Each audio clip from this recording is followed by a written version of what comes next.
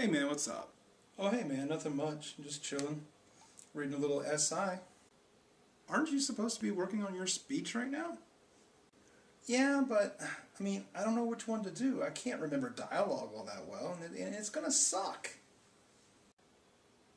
Aren't you a sports fan? I'm reading SI. Hello. Then why don't you do Lou Gehrig's farewell speech? Oh, you mean the one that he did on July 4th, 1939 at a sold-out Yankee Stadium?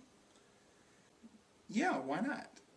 Well, it is one of the 100 most memorable speeches in American history. Hell, the world history. It's that memorable. But I don't know. Miss Hanson, she's a really good teacher and all. But I think that if I did that, she would think I was just trying to skate by easily.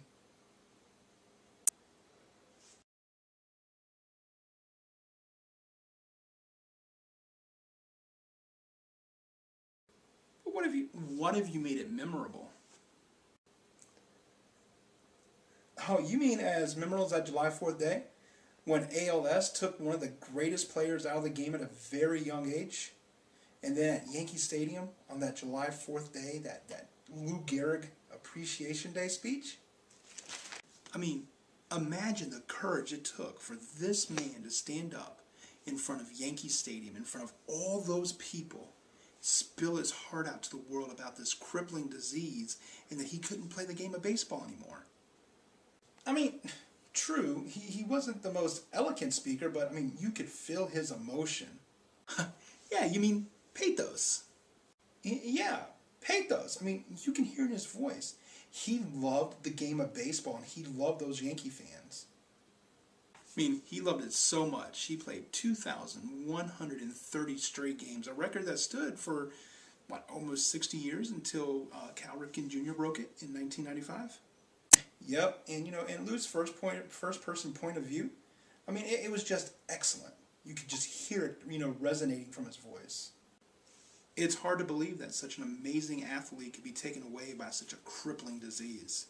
Well, ALS affects more than 5,600 new people every year, and there's about an 80% mortality rate within the first 5 years of being diagnosed. Really? Yeah, and right now, there is no known cure, but many great organizations are making strides to find a cure. Oh, you mean like ALSA.org? Yep. ALSA.org is the official website and a great site for information on ALS. You can also visit teamgleason.org.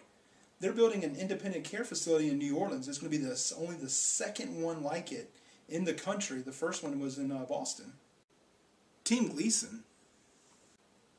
Yes, Team Gleason, as in Steve Gleason, the former New Orleans Saints player who was diagnosed with ALS. His organization is working towards the same goals as ALSA, and that is to help those diagnosed live a normal and productive life in an independent care facility. Oh, that's pretty cool. It's very cool, and hopefully someday we'll find a cure to end this terrible disease. Oh, and agreed, but now back to the task at hand. Are you going to do it? Yeah, but I don't know how I'm going to do this. I got to put a video together too. 6 weeks later. Fans, for the past 2 weeks you have been reading about the bad break I got. Yet today I consider myself the luckiest man on the face of the earth. Sure, I'm lucky. Who wouldn't consider it an honor to have known Jacob Ruppert, then to have spent the next 9 years with the outstanding leader, that smart student of psychology, the best manager in baseball today, Joe McCarthy. Sure, I'm lucky. When the New York Giants, a team you would give your right arm to beat, and vice versa, sends you gifts, that's something. When you have a mother-in-law who takes your side and squabbles with her own daughter, that's something. When you have a mother and father who work all their lives so you can have an education and build your body, it's a blessing. When you have a wife who has been a tower of strength and shown more courage than you ever dreamed existed, that's the finest I know. So I say in closing that I may have had a tough break, but I have an awful lot to live for. For more information on ALS or Lou Gehrig's disease, please visit alsa.org. To find out how you can contribute to Team Gleason, please visit teamgleason.org. Let's put our heads together and find a cure for ALS.